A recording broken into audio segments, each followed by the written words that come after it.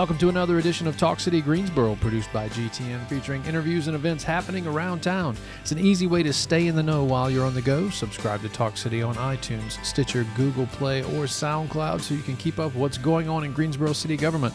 I'm your host, Josh Johnson, and alongside me is as always, is Mr. Devin Smith. Hey, how you doing, Josh? I'm having trouble with English today, sir. It's just been a while that we've read the script. Well, what's up, Greensboro? We have a great conversation coming up, but first we do want to thank you so much for joining us and listening to another episode of Talk City. Well, in the studio today, joining us is Tori Carle, the city's waste reduction supervisor. So we want to thank her for coming on the show. She's competing with our Parks and Rec department head for the most podcast ever. Most podcast guest appearances. Well, the good thing is, like, recycling is cyclical, and so, like, we want to remind people about recycling at different times of the year every year. And, you know, Parks and Rec is seasonal too, I guess, but, like, recycling is really cool. We just started a turf war between recycling and... No. It was just me? Oh, no, sorry. I'm with you. I'm always with you, man. Always. Team recycle. Well, yeah. So, speaking of different times of the year, that's something that I wanted to start off talking to you about. It's holiday season, and I would like to talk about what's recyclable and what's not. So what can we reuse and what needs to go in the trash as we begin to unwrap presents and different things like that. Yeah, so brown paper packages are some of my favorite things. But not wrapped in string. So what the biggest rule with recycling is only recycle what you know is recyclable. And we've made it really, really simple. So when it comes to paper, it's paper and cardboard. So anything that's like shiny, glittery, has like 3D effects on it. I don't know what kind of wrapping paper you guys use. But and none of that should go in the recycling because we don't want to mess with the paper people. The paper people, they like their paper. But the boxes, like I like to repurpose my Amazon boxes, and around the office we get stuff in boxes too, and so sometimes I take those home so that I can, you get your gift and you unwrap it and it's like 6x9 catalog envelopes. Ooh, man, Tori, you're a big spender this year. So repurpose your boxes as much as you can wherever you can get them from is the biggest thing. And then, so we've made recycling as easy as 1, 2, 3. Paper and cardboard, metal food and drink cans, plastic bottles, tubs, and jugs.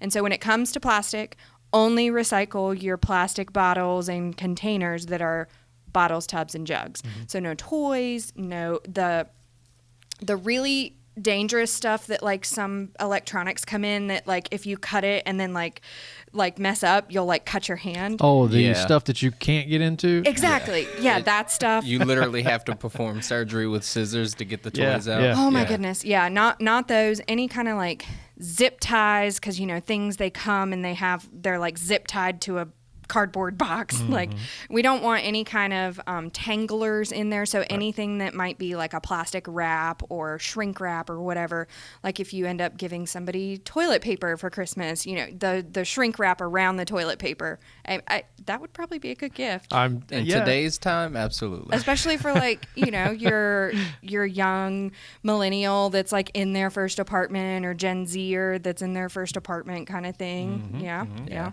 That's what I always wanted. Housewarming gift plus Christmas at the same time. Yeah. Or whatever holiday that you celebrate that you get a gift for. Absolutely. Yeah. And so is there so there's nothing wrong with getting your present in the same Amazon box it came in? No, and actually, so I did a Secret Santa with some friends that I have, and instead of getting something and then mailing it to somebody that lives in another state, I don't want to reveal who my person is. So what I did was I ordered it from Amazon. We have Amazon Prime, and I shipped it right to her. And I just put her name on it and then in parentheses, Secret Santa, because she knows not to open it until we have our Zoom you know, Secret Santa gathering. And so that's a really good way to not just save on packaging, but save on time and money because you got that free shipping. And then I even did the little like gift wrap thing for a couple of things this year that Amazon does. They do these really pretty bags and they're reusable. And so then we keep them, or at least I keep them. We actually got a wedding present that way that was in one of those reusable cloth bags. And it was so big because it was a Instant Pot, and it was like kind of a like pinkish, almost red color. We actually use it as a Santa sack to like take our presents to like different places on Christmas. So Amazon is really, really, really great for that. And then like if local stores, like if you're shopping local this year, have that option, I would highly recommend that too, because then, you know, it's something that you can then reuse year over year. Mm-hmm. Yeah. And then, so like your basic wrapping paper is that? So if it's like a brown paper, you know, I like to use just plain brown paper, or like the stuff that feels like normal paper is what I'm going to say is like okay to recycle. I like to use brown paper and then like stamp it and then put like a bow on it kind of thing. The bows and the twine and the raffia, I can't remember how you pronounce it, but like it's that paper string stuff. But generally like what you would get at the drugstore or Walmart or whatever, that type of wrapping paper is probably not what you're going to recycle. Yeah. I would say to err on the side of caution, and when in doubt, throw it out. Yeah. Absolutely.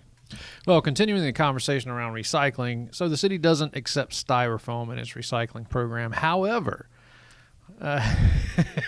she's excited. A group of folks came together and have put together a process for recycling foam. So tell us about that. Okay, so this is the coolest thing to happen in recycling in like 20 years. It is. It's the coolest thing since carts. So, because, you know, carts make it really simple, but when you have an opportunity to throw everything in the bin, then you're like, oh, well, it should be recyclable, so I'm going to protest and I'm going to put it in there anyway.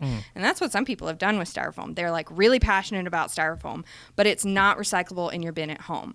So now we have a drop-off location, and by we, I don't mean like the city of Greensboro. It's actually a group of nonprofits that banded together to get a grant to raise funds and to open up a drop-off location that's completely sponsored by them. And so those nonprofits are Emerging Ecology, Environmental Stewardship Greensboro, Tiny House Greensboro, and Greensboro Beautiful. And so what they did was they applied for a grant through the Food Service Packaging Institute, because that institute is trying to further recycling for food service items. And styrofoam is something that's used in food service a lot. We want to keep our food either hot or cold, and we want to be able to take it home, especially when we have so much like Uber Eats and DoorDash and takeout. But styrofoam sucks because you can't recycle it. Well, now we can. If you go to 1410 Westgate City Boulevard, you can drop off your recycling. There are big blue bins. There's arrows and recycling symbols on the pavement as you drive in. You can drop off your recycling there. And then what they do is they have this machine. It's a specialized machine. And styrofoam presents a problem in regular recycling, like mixed in with your paper, plastic, metal, because it like breaks apart and it like sticks to other stuff. It's really lightweight. Goes everywhere. Gets like stuck in the carpet and you like can never get it out. You keep finding those little tiny balls for like years and years to come. It's the static. Yes. Well, and like over 1,000 tons of styrofoam are landfilled every single day in the United States. So that's a lot of stuff going in the landfill. And recycling is also really lightweight. And so there's like little to no value for your expanded, TV like packaging that came like with your new TV or with your, vase that you bought that came in a box and it's also in styrofoam to keep it protected. And that's important. And it's important to keep our food hot and cold. But recycling it is so difficult because it is so lightweight. And so what this machine does that they applied for the grant for, and then they raised funding with a very generous donation from Greensboro Beautiful. And so this machine, it's called a densifier, and it takes all the air out of the styrofoam. And then it like shoots it out, it extrudes it, and into an ingot. I was fortunate enough to watch this process. Yeah. It's a very cool process. It Yeah. chews it all up, and then it comes out as like an ingot of Yeah. foam. Or... So they mold it into this like brick basically. Yep. And you can stand like a whole pallet that's like 6 feet tall of expanded styrofoam, and it's about 25 pounds. And one of these ingots is 25 pounds. Yeah. And we're getting ready to release a really cool video about that. So make sure that you keep an eye on the city's YouTube page, because we wanted to show off like how cool this is. And so then those ingots are chopped up and melted and then made into like picture frames, and then potentially like the molding for like a construction project. So whether it's like the fancy crown molding or just like the baseboard molding, right. They can make those things out of styrofoam as well.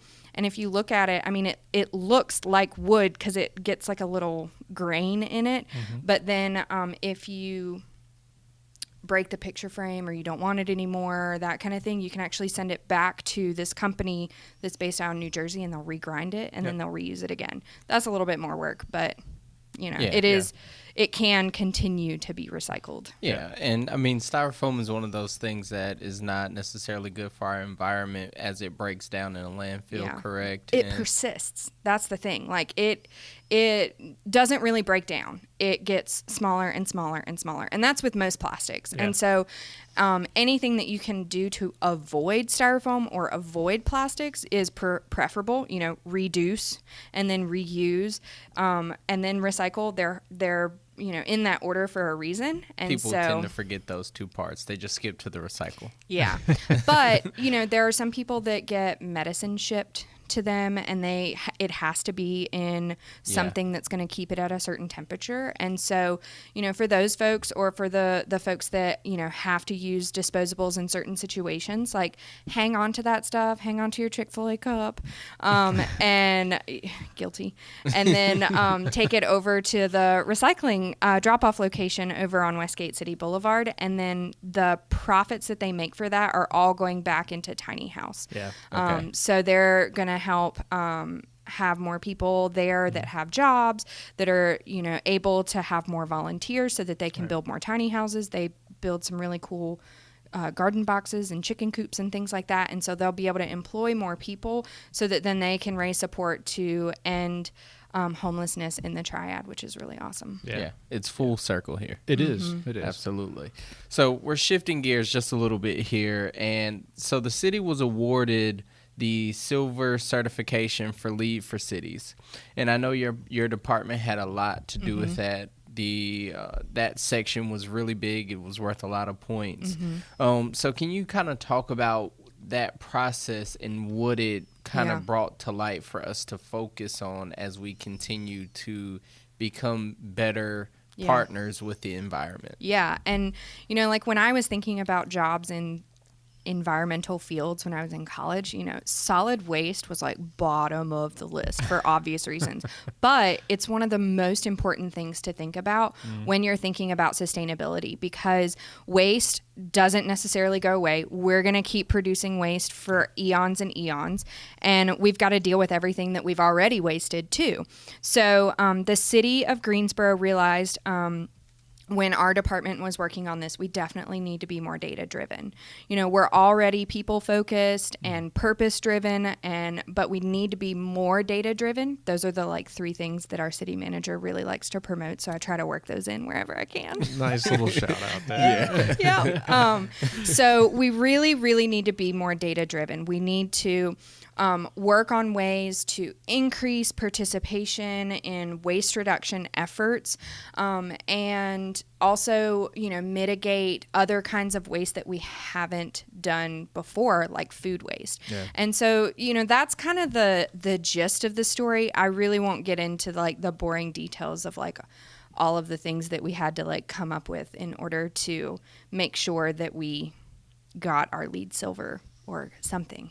Yeah. We worked really hard though, and so I'm really glad that we got it. And food compost has been a big concern for Community Sustainability Council, but now you have some goals to do this on a small household by household scale. Tell me about that. Yeah, so food waste mitigation was our big hang up as far as like, how are we going to do this, and so that we can get credit, but also like actually do it, because we don't want to say we're going to do something and then not have the funding for it, not, have the blessing for it, that kind of thing, and then not have the buy-in from the people that matter. And so we applied for a grant for food waste mitigation. We ended up not getting it, but that's okay, because what it did was it spurred us on to explore, and we're still in the exploration process of food waste composting. And when we talk about composting, it's a huge beast.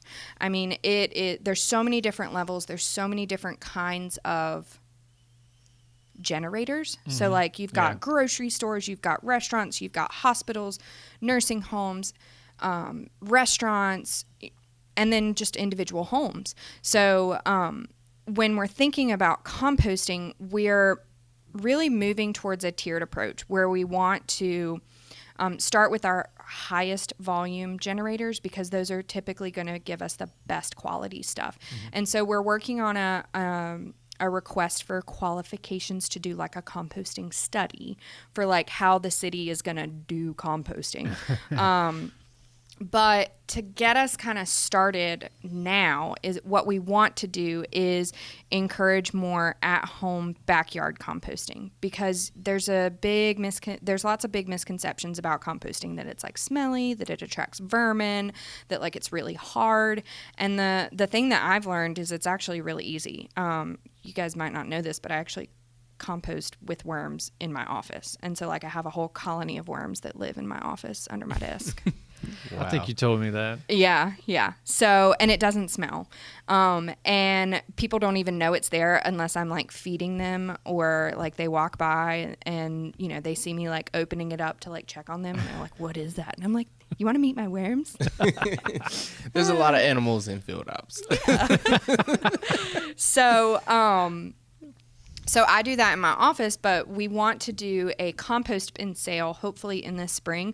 We're still working on the details of that to try and make that happen, but hopefully, if you buy a backyard compost bin at the hardware stores, they can be kind of pricey. And so if we work with a vendor that can give it to us at wholesale price and do like a pre-sale, then if you live in Greensboro, you can, or I don't know if it'll be for surrounding areas, but I know specifically it'll be for Greensboro. If you purchase the bin at the lower cost, you can just come and pick it up on whatever distribution day that we pick, hopefully sometime in the spring, which reminds me that I need to follow up on that to make sure that that's moving forward. Well, that all sounds good, and I know that was one of the things, planning for this type of thing, mm-hmm. and long-term sustainability was one of those things that was on the list for mm-hmm. Lead for Cities, which is all about sustainability. Mm-hmm. Yeah. And we kind of looked at it as, well, if the city is taking measures, then we'll attract other businesses, mm-hmm. corporations, and organizations that mm-hmm. feel the same way about sustainability. Right. And exactly. I mean, we only have one Earth. At least, yeah. That's what Mars doesn't look very promising. No matter what Jeff Bezos says. That's right. Absolutely. I mean, I just watched a show on Netflix called Mars, and it wasn't until like 2050 that they even got to Mars. So we've got a long way. Yeah.